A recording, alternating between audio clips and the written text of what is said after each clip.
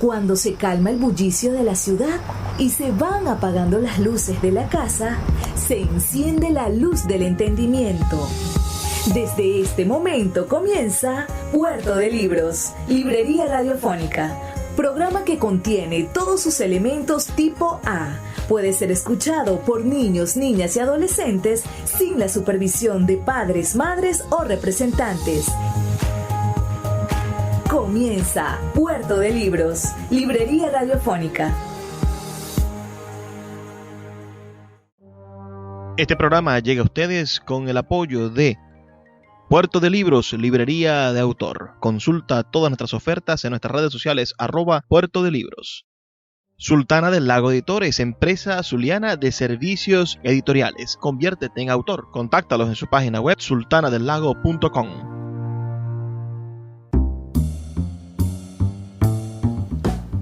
Bienvenidos a Puerto de Libros, librería radiofónica. Les habla Luis Peroso Cervantes, quien de lunes a viernes, de 9 a 10 de la noche, trae para ustedes este programa a través de la Red Nacional de Emisoras Radio Fe y Alegría. 21 emisoras conectadas para hacer que la literatura llegue a sus hogares. Permitirnos un espacio donde encontrar nuevos libros, conocer nuevos autores y darnos la oportunidad de formar un criterio, porque solamente formando criterio podremos formar un nuevo futuro, una nueva realidad para nuestro país. Y la manera más expedita, más certera de hacernos un criterio es leyendo, ya que cuando leemos, bueno, vamos a la fuente. Nadie nos está contando una versión de la historia, sino que nosotros estamos generando esa versión en nuestros adentros. Recuerda que puedes reportar tu sintonía al 0424-672-3597 o a nuestras redes sociales @librería radio en Twitter y en Instagram. Hoy estaremos emitiendo nuestro programa número 255 y tenemos un invitado de primera calidad. Tenemos a uno de los escritores más prolijos de la literatura venezolana, quien tiene un oficio de escritor verdaderamente impresionante, diario, constante, de alta factura y que ha incursionado en casi todos los géneros literarios. No sé si en la dramaturgia, pero ya le vamos a preguntar. Estamos en línea con el escritor Alberto Hernández. ¿Cómo está, maestro? Por favor, dele un saludo a nuestra audiencia aquí en Puerto de Libros, librería radiofónica. Hola Luis, ¿cómo está? Muchas gracias por la invitación. Un saludo cordial a todos los amigos de Radio Escucha desde Maracay. Muchas gracias. Bueno, el país entero lo escucha, maestro, y me gustaría presentarlo de la manera más adecuada. Usted nace un 25 de octubre del año 1952 en el estado Guárico. Eso quiere decir que sus primeros recuerdos son de ese periodo de la primera constitución de la democracia venezolana. Tenía usted 5 o 6 años cuando cae la dictadura de Pérez Jiménez y ya es un niño y empieza a ser adolescente en el primer gobierno democrático de Betancur. Coméntenos de esos primeros recuerdos como joven, como niño, dónde son, si son en Guárico, si son en otra parte del país y qué valor tienen para ustedes esos primeros recuerdos de país o de familia o de comunidad que atesora. Pero mis primeros recuerdos son precisamente llaneros, ¿no? Yo nací en Calabozo, estado Guárico, pero mis primeros años de infancia los viví en un pueblo muy cercano a Calabozo llamado Guardatinajas. Recuerdo de los 5 años de edad. Luego nos mudamos a Valle de la Pascua, de donde era mi padre, Walter Fernández Loreto. Ahí crecí, mi adolescencia casi toda la pasé hasta los 16 años en Valle de la Pascua. De modo que mis primeros recuerdos, mis primeros amores están allí en esa tierra, pues en Calabozo, en Guardatinajas y Valle de la Pascua. Sí recuerdo muy levemente el momento en la caída de Pérez Jiménez, estaba él muy niño, pero sí los alborotos en la calle. Y luego los años de democracia que pudimos vivir, o que pude vivir en la escuela primaria y luego en el liceo y posteriormente en la universidad y a profesor posteriormente. De modo que todos esos recuerdos, muchas de las cosas que yo he escrito, tienen su raíz ahí en esos pueblos llaneros, en Valle de la Pascua, sobre todo en Valle de la Pascua, porque mi adolescencia hasta los 16 años la pasé allí. Ese recuerdo está muy acendrado, ¿no? Mucho más que de Guardapinás, que fue donde comencé a respirar, pues. De modo que es la Pascua, en el distrito Infante, donde yo atesoré, gracias a la lectura de mi padre y de mis profesores, las primeras líneas de la literatura venezolana. Ahí comencé yo a vislumbrar lo que yo iba a hacer después. ¿Cuál fue ese primer libro, maestro, que lo inspiró a continuar leyendo? Bueno, mira, mi padre leía mucho la literatura venezolana, mucho folclore, sobre todo, declamaba, cantaba cosas de la literatura, pero las primeras lecturas mías fueron, por ejemplo, Cruz María Solemerón Acosta, Tomás Inganzo Potentini, en narrativa Miguel Otero Silva, algunos cuentos cuentos populares y cuentos literarios que se conservaban en la casa, en libros que mi papá tenía, pues. Y luego en la escuela, en el liceo, hubo lecturas de la literatura clásica venezolana como Rómulo Gallego, y después con el tiempo Ramos Sucre y todos los que vinieron después. Pero inicialmente fueron escritores que respiraban en mi casa, porque yo los conocí algunos, por ejemplo, Armas Alfonso fue amigo de mi padre, y mucha gente del oriente del país, porque papá viajaba de Valle de la Pascua al oriente, entonces se reconocía con esa gente, y logré conocerlos después de grande, ¿no? Y ser amigos de ellos. De modo que esas lecturas fueron muy de país, muy de campo, porque también tengo vocación campesina, vengo de allí, pues vengo del campo, vengo de la tierra de mis abuelos y en Guardapinás. Y comencé a escribir cosas muy apegadas a la tierra, pero después fue, cuando me hice citadino, comencé a ver otro mundo, pues. La ciudad que lo recibe es Maracay, cuando va a estudiar en el Instituto Pedagógico de Maracay. No, cuando yo salgo de Valle de la Pascua, llegué a Guacara y luego a Valencia, donde me gradué de bachiller en el año 70. Okay. Después me fui a Europa, pasé 2 años en España, en la Complutense, primero en Salamanca, luego en la Complutense. Y regresé a Maracay, estudiaba medicina ya, pero ya los problemas políticos con Franco, había que irse, pues. Y bueno, me llegué a Maracay y bueno, no pude seguir medicina, que era lo que estudiaba, y estudié pedagogía. E hice periodismo, tengo 40 años haciendo periodismo. Había una tradición venezolana por el asunto del cambio de bolívares a pesetas, donde salía más económico estudiar en una universidad en España que estudiar en una universidad en Venezuela. Bueno, ¿Fue su caso? Yo fui prácticamente impulsado por el convenio Andrés Bello, ¿no? Que existía, que era muy bueno. Tú llegabas directamente a la universidad sin ningún papeleo, solamente tu título de bachiller con un sello de la Cancillería e ingresabas directo a la universidad. En esos tiempos, en el año 71, por cada bolívar eran 15 pesetas, 15, 16 pesetas. De modo que salía bastante bien, un país bastante barato. A mí me encantó, más allá de la cuestión política, de la cuestión dictatorial, hay algunas libertades, las universidades no están muy avanzadas como ahora, había mucho atraso en algunas cosas, pero yo aprendí mucho y le debo mucho a Madrid y a Salamanca lo que yo soy hoy día. Tengo muchos recuerdos hermosos de esa adolescencia, porque yo llegué a los 18, 17 a España y tuve la oportunidad de viajar por media Europa y aprendí muchas de esas cosas. Vuelve un Alberto Hernández a Venezuela y viene intentando continuar la carrera de medicina. ¿Cómo termina estudiando en el Instituto Pedagógico? Yo traté de ingresar, inclusive estuve en Maracaibo buscando cupo cuando regresé, pero que no hubo oportunidad. También estuve en Mérida y tampoco hubo oportunidad, me quedé anclado en Turmero, Estado de Aragón, cerca de Maracay, y una amiga que trabajaba en el pedagógico me dijo que ¿por qué no estudiaba allí? Yo le dije que a mí no me gustaba la clase. Entonces, pero que el tiempo me venció, tenía que hacer algo, entonces yo sé que el pedagógico estudiaba castellano e inglés, las dos especialidades. Abandoné inglés a punto de graduarme porque estaba haciendo teatro, yo hacía teatro, no hacía dramaturgia, sino era actor. De modo que me gradué de profesor de castellano y literatura, di clase ahí en el pedagógico, en la central, en la UPL del Mácaro. Eso es lo que soy hoy día, pues, maestro de escuela. Bueno, pero un maestro de escuela con un mundo, que bueno, quizá uno de los grandes privilegios. La palabra maestro es muy grande. En otros países del mundo decir maestro es algo muy importante.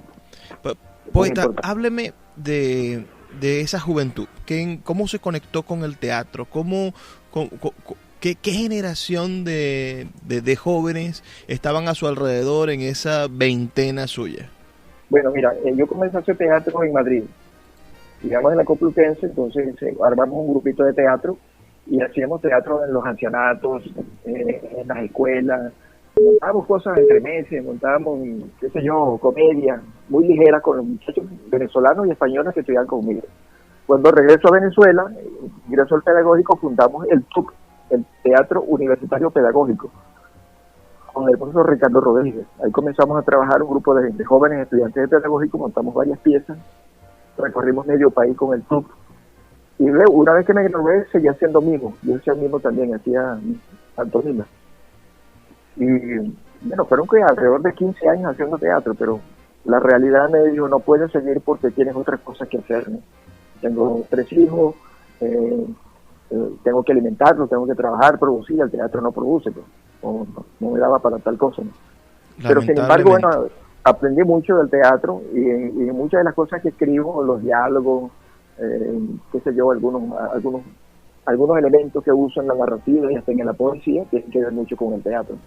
Hay en su biografía un hito que no conocemos. Usted fue fundador de una revista literaria, Umbra. ¿Eso fue en qué año y qué magnitud tiene en su biografía? Bueno, mira, Umbra nació como un experimento cuando yo comencé a hacer periodismo aquí en Aragua, en el diario El Imparcial. Eran unas 4 o 5 páginas, tipo tabloides, muy mal ilustradas, etcétera. Después se convirtió en una revista más seria, porque comenzó a participar gente de más perfil que el mío, como Eduardo Casanova, José Antonio Sucre, gente amiga que se iba a ilustrar. Hicimos 8 números. Eso fue más o menos, qué sé yo, a comienzo de los 80. Luego nació una librería con Eduardo Casanova y Sucre llamada Umbra. Esta revista recogía, qué sé yo, autores de todo el país, de América Latina.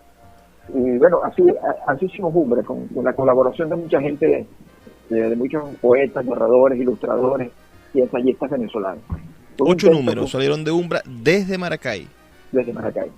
Maravilloso. Poeta, vamos a hacer una pausa. Son solamente 2 minutos para escuchar los mensajes que tienen para nosotros los amigos de Radio Fe y Alegría. Unas campañas maravillosas en beneficio de nuestras comunidades, pero todas las personas que nos están escuchando pueden enviarnos sus reportes de sintonía al 0424-672-3597 o en nuestras redes sociales, @Librería Radio en Twitter y en Instagram. Volvemos en breves 2 minutos.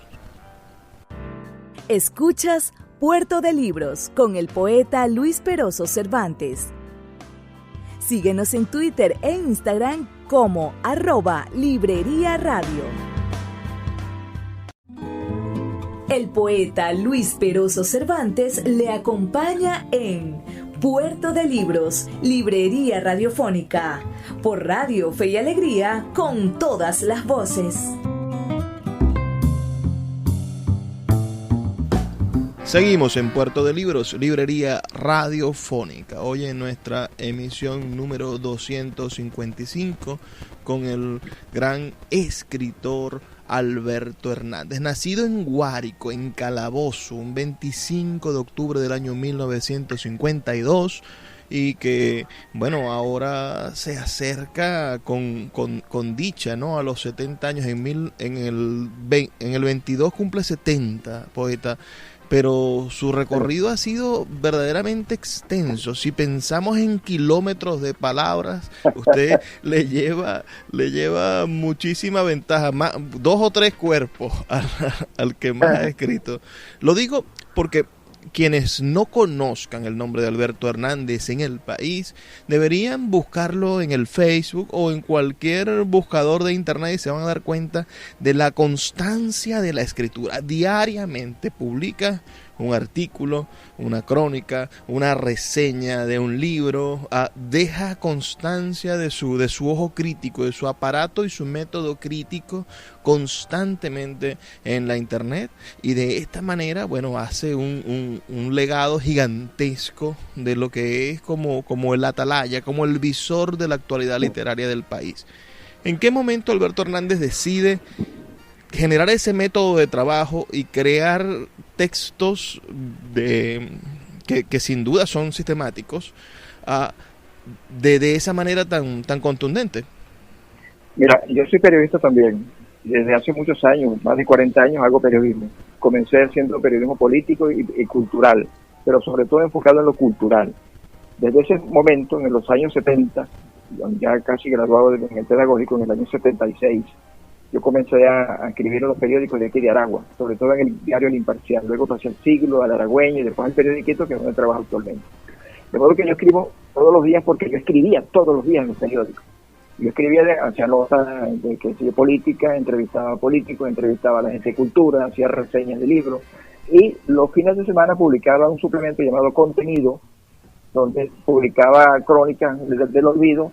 Esas crónicas del olvido habían nacido en un periódico en San Juan de los Morros, el diario de la prensa de los Llanos, en el año, qué sé yo, estoy hablando de los 80, de modo que Crónicas del Olvido tiene 40 y pico de años. Todos los días escribía yo una crónica y la enviaba a San Juan de los Morros y la publicaba en los fines de semana.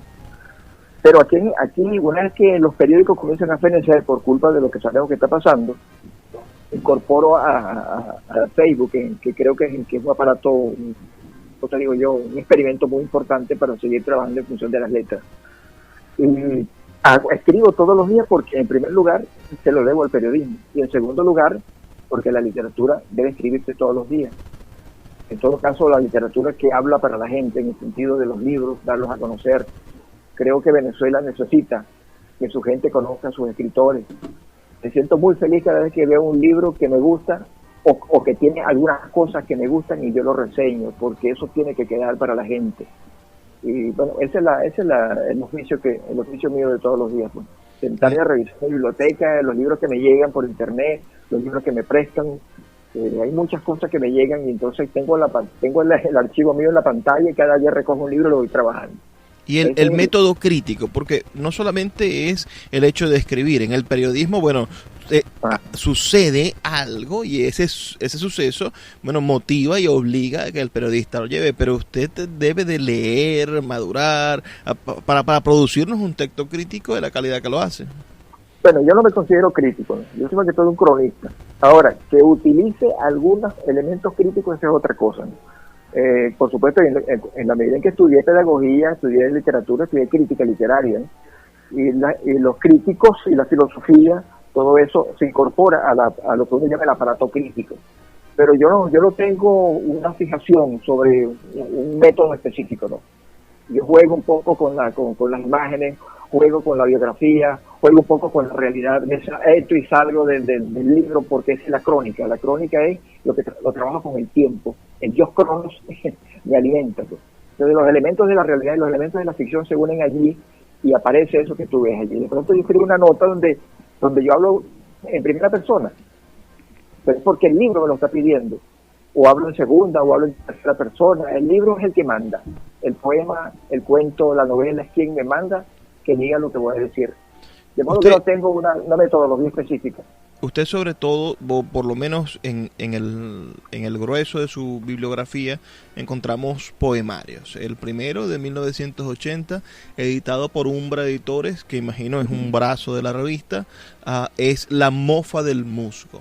Luego, en el 81 tenemos Amazonia, en el 1989 tenemos Última Instancia, en 1989 también Párpados de Insolación. En el mismo año publica un tercer libro, Ojos de Afuera. ¿Qué sucedió en ese 89 con esos tres libros? Bueno, en la locura poética. Yo andaba en la calle, andaba recorriendo medio país, hablando con la gente, emocionado con todos los amigos poetas. Y bueno, si te das cuenta, si los lees todos, observarás que son libros distintos.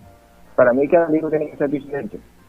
Por ejemplo, La mofa del musgo es un libro muy pedante, muy arrogante, no por el título, es un título muy surrealista y hasta filosófico algunos textos, de modo que era como un experimento. Yo no tenía seriedad en esas cosas, sino que andaba buscando, hasta que realmente me conseguí con la voz que tenía que conseguir. Andaba en búsqueda de esa voz. Andaba perdido, y es bueno andar perdido, porque en la medida que estás perdido te vas a encontrar. Y así ocurrió con esos libros, esos primeros libros.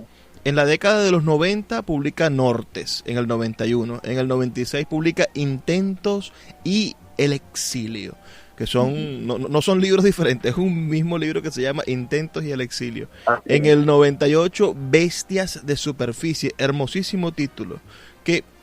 ¿Cómo es esa ya es la voz en los años 90, la que consigue más madurada? Sí, digamos que ya leyendo muchos amigos, estableciendo relaciones con otros, uno comencé más o menos en esa fecha a tener una voz, ¿no? Bestias de Superficie es una imitación de los bestiarios. Los bestiarios son magníficas expresiones del ser humano animal, porque somos eso, animales. El animal los representa. Entonces tenía que escribir un bestiario. Pues yo escribí y bueno, un día lo mandé a un concurso del Ateneo del Tigre, el diario Antorcha, que era muy famoso ese concurso, un excelente concurso, y gané ese premio. De modo que en esa época, en los años 90, fue cuando yo, la torcedura que tenía comenzó a enderezar y llegar a lo que soy más o menos hoy día.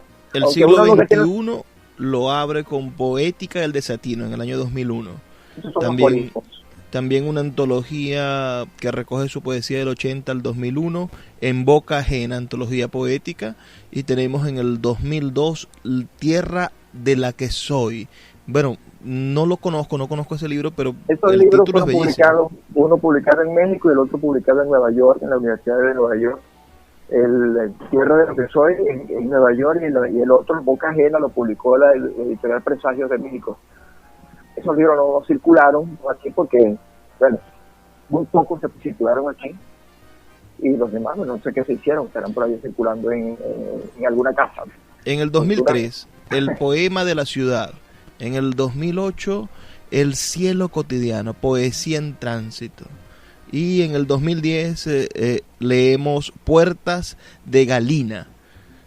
No será uno que llegue a mis manos, sino hasta tener 70 poemas burgueses del 2014, pero antes de 2014 publica Ropaje en el 2012, Extravaganza de 2012 y Los Ejercicios de la Ofensa del año 2010. Este es un recorrido verdaderamente extenso en su obra poética.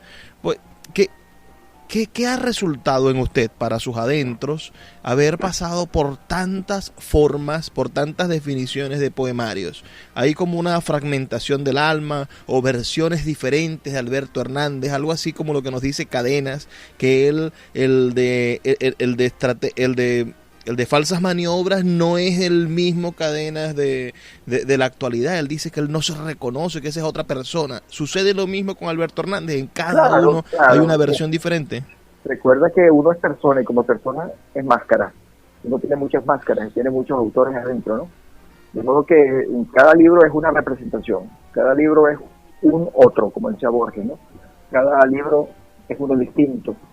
Y eso es lo bueno de la literatura, porque si te apegas a un solo modelo, si te apegas a un solo poema, será un solo libro. Entonces uno puede escribir muchos libros con diferentes voces. Es como el actor, el que va a escena, puede multiplicarse en la medida en que represente varios personajes.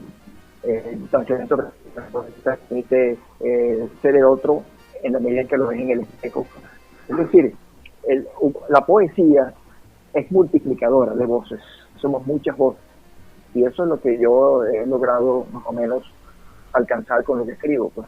¿Extraña usted a alguno de esos Albertos Hernández que están fraguados en esos libros? ¿A cuál de esos Albertos Hernández podría usted recomendarnos leer? Bueno, mira, yo no recomendaría ninguno. Espero que la gente se acerque y los vea.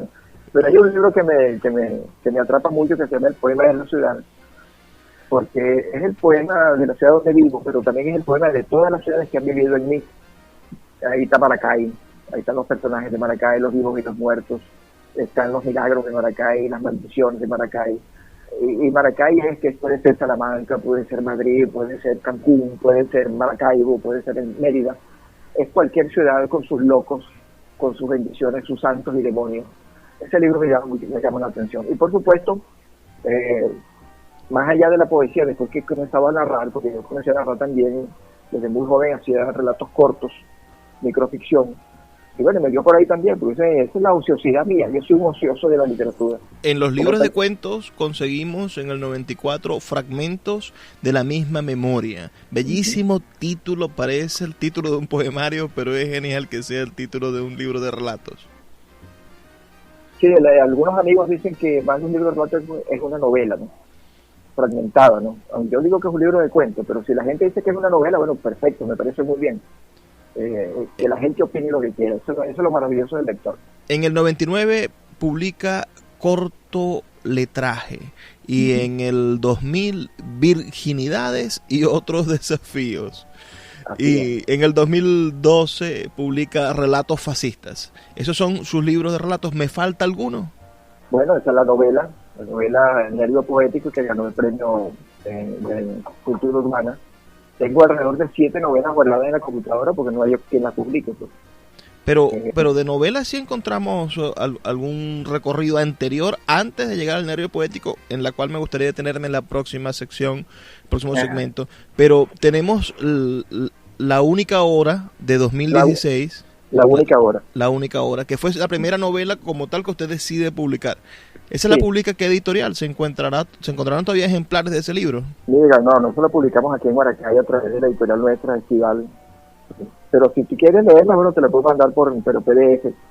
Bueno, esperamos que nuestros oyentes puedan escucharla. Vamos a hacer otra pausa, poeta. Son apenas 2 minutos. Recuerden que pueden reportar su sintonía al 0424-672-3597 o en nuestras redes sociales @Librería Radio. Volvemos en solo 2 minutos. Escuchas Puerto de Libros con el poeta Luis Peroso Cervantes.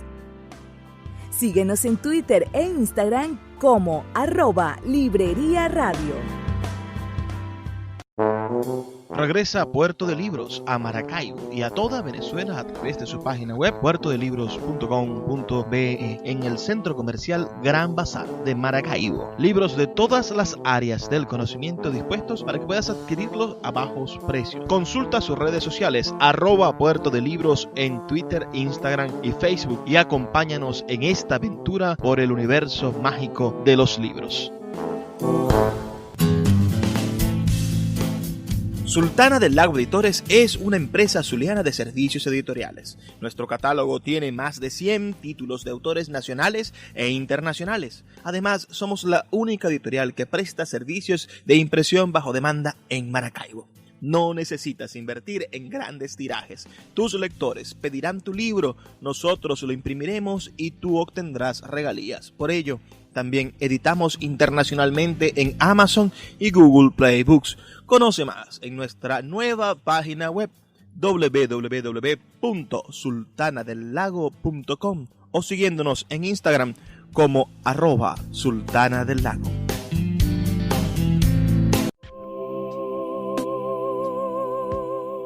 Si te gusta nuestro programa, puedes apoyarlo con un pequeño aporte mensual de $2. Un acto de micromecenazgo puede mantener en línea nuestro programa a través de nuestras plataformas virtuales y de la Red Nacional de Emisoras Radio Fe y Alegría. Sé parte de la manera en la que transformamos la realidad y el pensamiento a través de la literatura. Apóyanos para seguir llevando a tus hogares Puerto de Libros, Librería Radiofónica. Más información al 0424-672-3597. El poeta Luis Peroso Cervantes le acompaña en Puerto de Libros, Librería Radiofónica, por Radio Fe y Alegría, con todas las voces.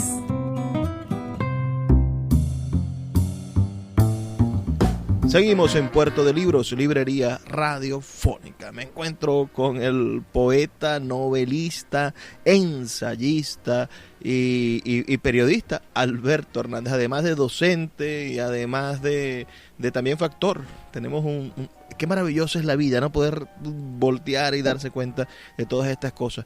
Pero el premio de la literatura urbana de la Fundación para la Cultura Urbana el premio tan genérico, recayó en usted hace apenas un par de años, con una novela titulada El nervio poético. ¿Puede conversarnos sobre de qué trata esa novela y por qué cree usted que cualquier persona en este país podría acercarse a leerla?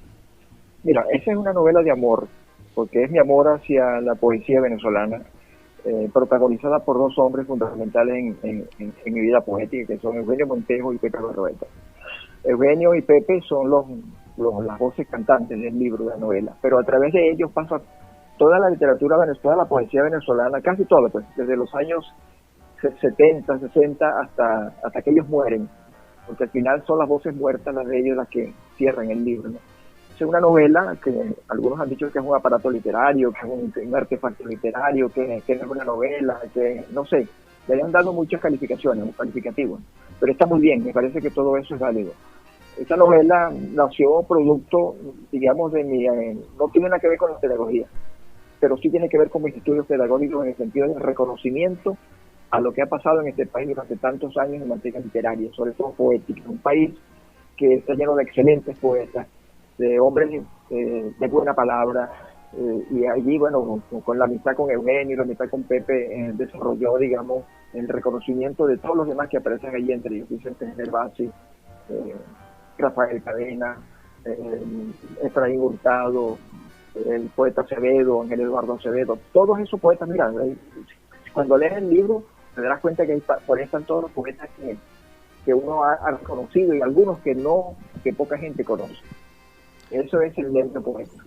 Bueno, voy a aprovechar esa misma idea del nervio, de esas conexiones que usted expone en su novela, para preguntarle por algunos de sus amigos. Yo quisiera, por ejemplo, realzar la amistad que usted tuvo con el gran poeta Harry Almela, que sin duda es una de las grandes voces de la literatura venezolana. Háblenos de esos años 90, de la Liebre Libre Editores y de esa amistad que usted cultivó con Harry. Bueno, Harry y yo éramos como hermanos, ¿no? Harry nos encontramos luego de una gran cantidad de diatribas periodísticas. Y un día me dijo, voy a fundar una editorial, quiero que trabajes conmigo. Entonces empecé a trabajar con él en La Liebre. Existía ya Umbra, la librería, y comenzamos a trabajar, ¿no? Y más de 100 títulos salieron a la calle de esa editorial de bolsillo, ¿no? Fue un trabajo, mira, muy feliz, porque nos reunía 4 personas, después quedamos él y yo solos, publicando los libros de gente de Venezuela, de América Latina, traducciones. Y lamentablemente cuando llegó a esta cosa que llegó, nos cortaron el subsidio, nos insultaron, nos dieron de todo, y se acabó La Liebre. Aunque publicamos 2 o 3 libros después, con dinero nuestro, porque había que publicarlo, pues, y era necesario que se dicen a la calle. Fue una experiencia extraordinaria, creo que mucha gente lo celebra. Yo me atrevería a decir que sin duda La Liebre Libre fue el experimento de edición independiente y de creación de un catálogo más importante de la Venezuela de los 90. Ustedes publicaron todas las voces, sin importar el eje centralista que en Caracas siempre ha dominado. Lamentándolo mucho, nuestro país siempre ha sido como una especie de centrífuga que no pasa por Caracas, quien no vive en Caracas, quien no está en los círculos literarios caraqueños, bueno, finalmente no es editado por Monte Ávila, no es editado por Fundarte y está fuera de la historia literaria del país y no sale en el papel literario, etcétera. Y ahora menos porque no existen. Bueno, y imagínense entonces, los que nos escuchan, tener una editorial a las afueras, allá en Mariara, en Maracay, que está editando más de 100 títulos en 10 años, que publica todos los poetas jóvenes del país y que rescata de periódicos, de archivos, libros que estaban en el extremo olvido. Y esto lo hacen estos dos hombres, el poeta Harry Almela, quien lo dirige y que además es una de las voces de la poesía contemporánea venezolana que todos deberíamos leer. Lamentablemente falleció con un ataque cardíaco hace unos 4 años, pero nos queda por lo menos la memoria con el maestro Alberto que lo vio crecer, que vio crecer ese proyecto y que fue parte fundamental de él. Sí, fue una experiencia de muchos años, bueno, tuvo 5, 6, 7 años trabajando. nos reuníamos a diario para buscar autores, con la gente que nos enviaba los materiales. Bueno, digamos que fue un trabajo, un oficio feliz. Ahora hábleme, maestro, de los buenos tiempos de la revista Poesía, de ese proyecto en el cual estuvo vinculado con el maestro, con Eugenio Montejo. Bueno, yo no conocí a Eugenio cuando Eugenio estaba en la revista, ¿no? Yo vengo a conocer a Eugenio después. Ya Eugenio era una de las voces más importantes de la poesía venezolana. Y la revista Poesía, que tengo todos los números, por cierto, aquí. Yo vivo en Valencia, en los años 70, yo me gradué en Valencia en el mismo liceo, y ahí comencé a conseguir las revistas, ¿no? De obtenerlas en mi casa, ¿no? Pero yo realmente vengo a entroncarme con la gente de la Universidad de Carabobo, un poquito antes de la FILUC, el primero inicio de la FILUC. Y ahí conocí, bueno, a Reinaldo Pérezón, a Deli Rivero, al poeta Osorio. Ya habían pasado muchos poetas por allí, pero lo conocí cuando estaba Adeli Rivero frente a la ley.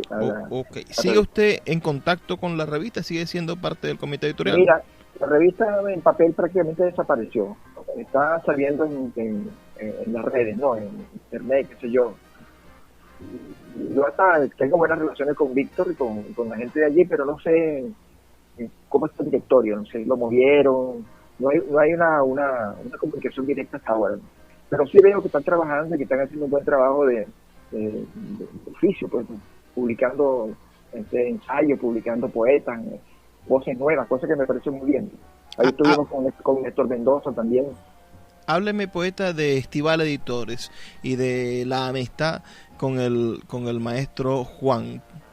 ¿De quién? De Estival Editores, el proyecto editorial que con Juan Martín. Bueno, con Juan también, un poco paralelo con La Liebre. Comencé a trabajar con Juan, a publicar algunas cosas. Y este proyecto se enlazó con la Universidad de Nueva York y con el poeta Gabriel Avilés en México, y publicamos textos, nuestros textos, por supuesto, textos de otros poetas y escritores, y logramos publicar poetas mexicanos, entre ellos Gabriel Avilés precisamente, y tuvimos la oportunidad de que nos editaran en la Universidad de Nueva York. Estival viene de Estival Teatro, porque no solamente Juan está haciendo novelas y está haciendo poesía, sino que es dramaturgo.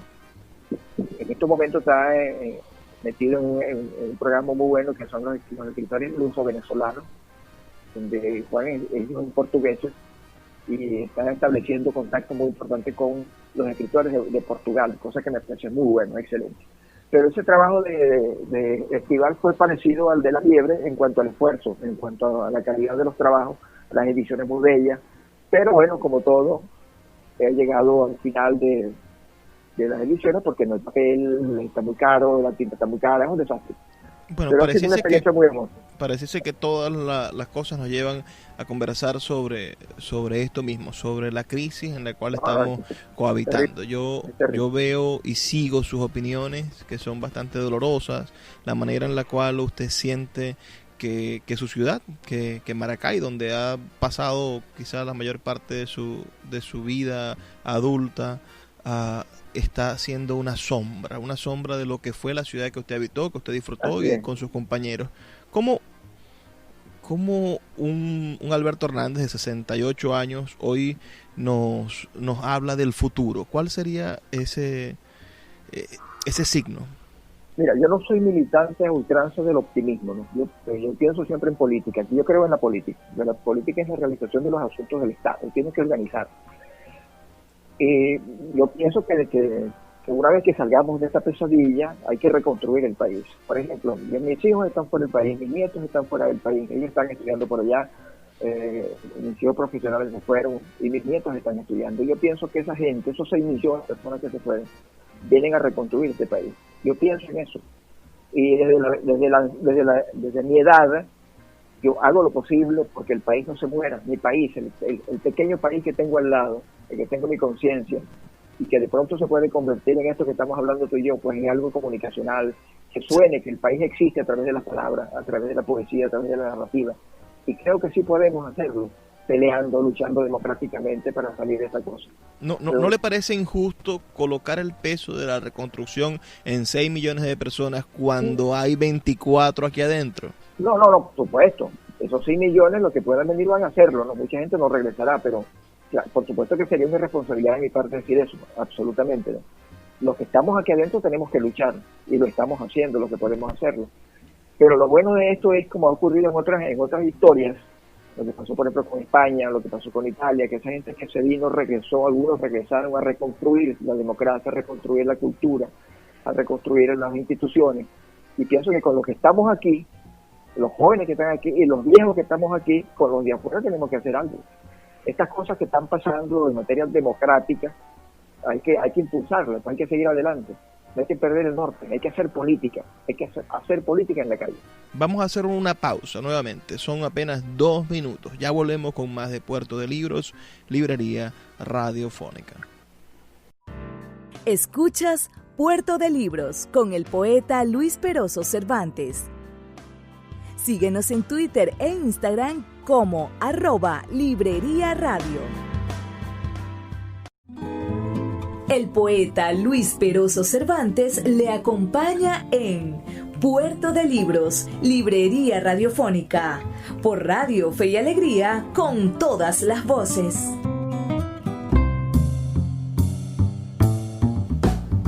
Seguimos ya en nuestro último segmento. Nos va a tocar despedirnos dentro de unos minutos, pero no sin antes sacarle algunas otras ideas al maestro Alberto Hernández, quien nos ha dado el placer, el honor hoy de compartir nuestro programa número 255. Maestro, me gustaría insistir en lo que veníamos conversando en el segmento anterior, el problema de la migración.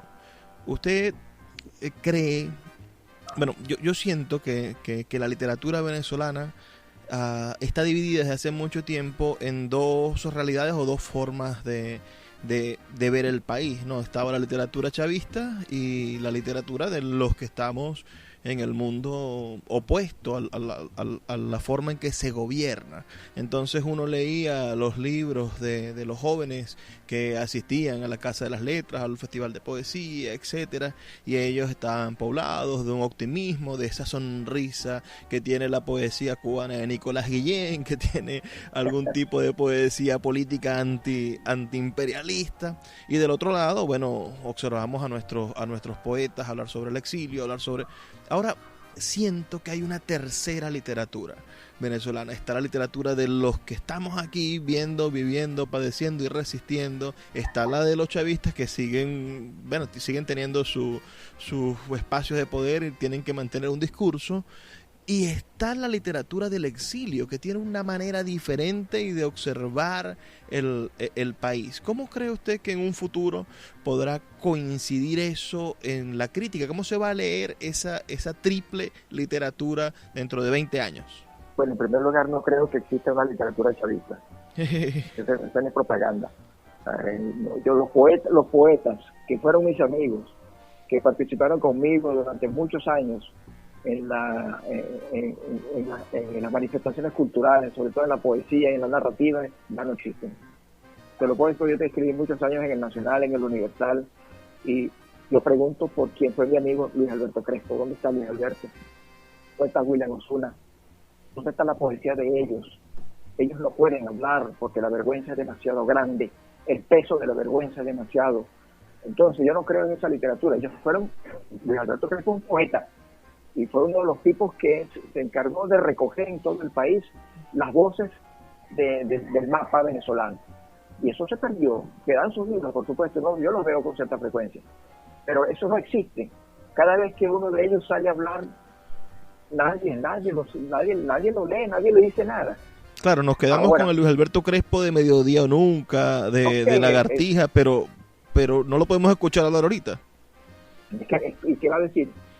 Yo lo leo, yo no tengo problema en leerlo. Yo el año pasado estuve en la Filben, en el homenaje que le hicieron, y verdaderamente iba a intentar reencontrarme con el Luis Alberto que leí cuando tenía 20 años, el que me firmó su poesía completa, etcétera. Y cuando lo escuché en esos auditorios dar esas versiones sobre el país, decir, hablar sobre la ultraderecha, yo dije, pero es que no puedo escucharlo, no quiero escucharlo. Por eso te digo, no tienen auditorio, ellos no tienen el discurso de la poesía, eso se acabó. Ellos se acabaron. Lamentablemente, y me da mucha tristeza decirlo, ellos se borraron. Mira, la revista Imagen, ¿quién la acabó? ¿Quién fue el último director de la revista Imagen? Bueno, el maestro Gabriel Jiménez Imagen fue el último director. ¿Dónde está Gabriel? Yo quiero mucho a Gabriel. ¿Dónde está? Gabriel está escribiendo, está revisando todas sus novelas, está alejado de esto. La pregunta es, ¿dónde está ese hombre que estuvo antes? ¿Dónde están sí, que fue combativo, que estuvo escribiendo artículos? Exacto.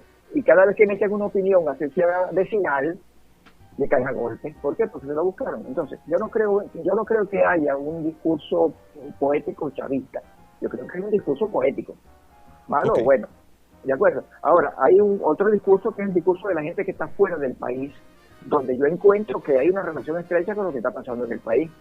Hay mucha gente que está escribiendo desde afuera de lo que pasa aquí. Lo que pasa es que las víctimas propiciatorias somos los que estamos aquí adentro, sufriendo las consecuencias de la precariedad, de los insultos, de la vulgaridad, de la falta de gas, de la falta de agua, etcétera, etcétera. E inclusive de la muerte de todas las editoriales, de todas las revistas, de todos los proyectos que se venían haciendo en el país. Eso es real, pues. Eso es lo que pasa. Yo no creo que haya tres visiones. Yo creo que hay una sola visión cuando hablamos de poesía. Ahora, si hablamos de política, es otra cosa. Hay tres visiones. Son infinitas.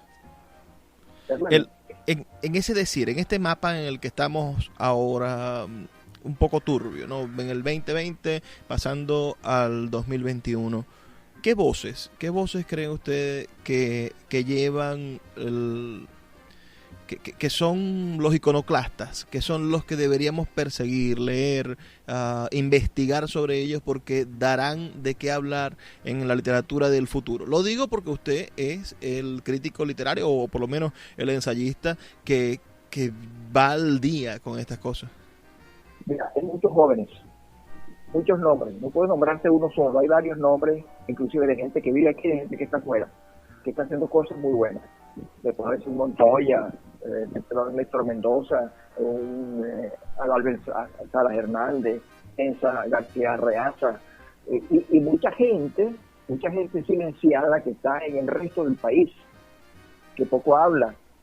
Muchos jóvenes que están escribiendo. Por eso hay que darle importancia a las cosas que están escribiendo los muchachos. No porque sean muchachos, sino que están haciendo cosas muy buenas. Tú eres una voz importante y en tu zona, y estás regando tu voz en el país. El trabajo que tú haces como dirigente cultural es extraordinario, con todos los golpes que te dan allá, pero hay que seguir, no hay que parar. Poeta, entonces, pensemos ahora en una voz de un maestro, de alguien de su generación que usted crea que ha sido ignorado por la crítica y que deberíamos revisar. Personas de 60 años, un poeta, un escritor, novelista de 60 años que no conozcamos, que esté fuera del espectro de la crítica en la actualidad. Oye, no sé, en este momento no se me ocurre ninguno, pero hay varios. No se me ocurre ninguno. Yo sigo hablando de los poetas. Por ejemplo, yo creo que es necesario conocer a Pepe Narroeta. Ciertamente. Es necesario reconocer a Eugenio Montejo. Entonces creo que los maestros que están allí, mira, es más, inclusive, discusiones que yo tenía con Harry Almela, es necesario reconocer los sonidos de Andrés Eloy Blanco. Es necesario leer la literatura clásica venezolana, porque nosotros no estamos hablando de origen ni de identidad nacional, porque yo no creo en eso, pero sí creo que la gente que va a escribir, que la gente que va a tener un país en el alma, debe leer a los maestros, a los clásicos venezolanos, así como leemos los clásicos mundiales, a los griegos, a los latinos, a los norteamericanos, a los españoles, a los italianos, etcétera. Hay que leer a los clásicos venezolanos. La gente tiene que reconocerse en lo que ha sido el país y en lo que podría ser mañana el país. Aquí hay muchachos, mira, que están escribiendo muy bien, pero no conocen a sus abuelos literarios. Y creo que es necesario volver a eso para poder llegar a lo que estamos haciendo ahora. Nuestros oyentes, poeta, son personas de todas partes del país. Nos escuchan desde Puerto Ayacucho, en Amazonas, hasta La Guajira, aquí en el Zulia, pasando por diferentes partes. Lamentablemente en Maracay no tenemos emisora, pero sí en Barquisimeto y en buena parte del oriente y de los llanos del país. Pero yo quisiera que usted, que es verdaderamente un conocedor de nuestra literatura venezolana y que se ha preocupado con ella desde niño, como nos ha contado en el programa de hoy, ¿con qué autores debería acercarse alguien que no estudió letras, que tuvo estos bachilleratos comunes que tuvimos, debería acercarse ahora a la literatura venezolana? ¿Qué 3 autores podría usted recomendar para ir a buscar y leer? Bueno, mira, Julio García, Enrique Bernardo Núñez, Arturo Urrapietri, Armas Alfonso, y hay muchos más. Claro que sí. Comenzar por lo más fácil, porque hay gente que trata. Yo recuerdo un día en el pedagógico que alguien me dijo: voy a poner aquí a mis muchachos para que lean a Rulfo, Pedro Páramo. A los días el profesor me dijo: Alberto, no puede entrarle a Pedro Páramo porque no lo entiendo. Claro que no lo vas a entender si no has leído, porque eso es una forma de hacer novela. Es una novela difícil porque no has leído lo más fácil primero. De acuerdo, yo pienso que a los muchachos, Julio Garmendia, inclusive hay cuentos deliciosos como La avioneta cloaca, La Leoplena cloaca de Andrés Eloy Blanco, que es una delicia. Hay que leer literatura infantil, literatura de los niños que se escrito en Venezuela. Ana Teresa Hernández ha escrito cosas preciosas en este país. Mucha gente que ha escrito literatura para niños y para jóvenes. Mira, Pancho Maciani es una maravilla. Hay que leer a Pancho Maciani. Y bueno, tantos autores que tenemos que son bellísimos en este país. ¿Dónde podemos leerlo a usted? ¿Dónde podemos conseguir sus libros? ¿Dónde podemos leer sus columnas de periódico? ¿Dónde podemos seguirlo? En periódicos nada, me pueden seguir en Facebook y en Letralia. En Letralia publico yo todos los lunes una cosa nueva, pero si se meten en el portal de Letralia y me buscan ahí están todos mis escritos de hace 15 años. Maravilloso. 15 años escribiendo en Letralia. Ahí están todos mis trabajos. Quisiera finalizar con una pregunta. Yo sé, usted me dijo que no es partidario del optimismo, que no está de ese lado de la gente positiva todo el tiempo, pero yo creo que al país le hace falta desde hace algunos años y ahora más algún hálito de esperanza. Y usted, que ha leído tanto nuestra literatura, sabe que allí se encuentra cifrada, todo lo que es el destino y el pasado de nuestro ser, como nuestra identidad. ¿En dónde cree usted que esté cifrada la esperanza del cambio? Es decir, esa esperanza que está en nosotros, eso que va a producir el cambio, ¿dónde lo tiene el venezolano? ¿Dónde debemos afincar nuestra pasión para producir el cambio en positivo que necesita el país? En la cultura. Las 3 patas de la civilidad son la ética, la moral, la cultura, la estética. Uno tiene que fijarse en la cultura, porque la política, que está por encima de todo, contiene la cultura. Un país sin gente que lea, sin gente culta, sin gente preparada, sin gente... ¿A dónde llegamos? A las cuevas, a las cavernas de nuevo. Entonces yo creo que todo tiene que ver cifrado en la cultura. Pero, por supuesto, en la cultura política, en la cultura literaria, en la cultura escolar... Todo eso tiene que manejarse. De lo contrario, vamos por un barranco. No queda otra. Y lo otro es lo siguiente. No es que yo no tenga optimismo. Si solo no es que sea militante a ultranza, porque también tengo mis horas negras, ¿no? Pero creo que hay que pensar en política. Si no se piensa en política, no conseguimos la cultura. Cuando tú me preguntas sobre la idea de que leer, estamos hablando de política, es decir, en la medida en que uno lea, entiende el país y lo construye desde su ánima, desde el activo colectivo, desde la visión que podríamos tener desde la casa, la familia, los amigos, la belleza, todo eso tiene que ir justo. Tiene que ver con la cultura. Agradezco mucho, poeta, su intervención, su participación aquí en nuestro programa. De verdad ha sido un honor conversar con usted y espero que pronto podamos volvernos a ver. Yo lo conocí en una FILUC y espero que cuando vuelvan las FILUC, podamos tener el placer de encontrarnos y que también pueda usted visitar la ciudad de Maracaibo y muchas personas de los que están escuchando puedan conocerlo también en estos grandes eventos que estoy seguro de que no van a fenecer. Gracias a ti, Luis, muy amable, gracias por todo. Un gran abrazo para los amigos de Maracaibo. Y a nuestra audiencia, señores, muchísimas gracias por estar allí. Recuerden que estamos de lunes a viernes, de 9 a 10 de la noche, por la Red Nacional de Emisoras Radio, Fe y Alegría. Nos toca despedirnos, pero no sin antes pedirles que por favor sean felices, lean poesía.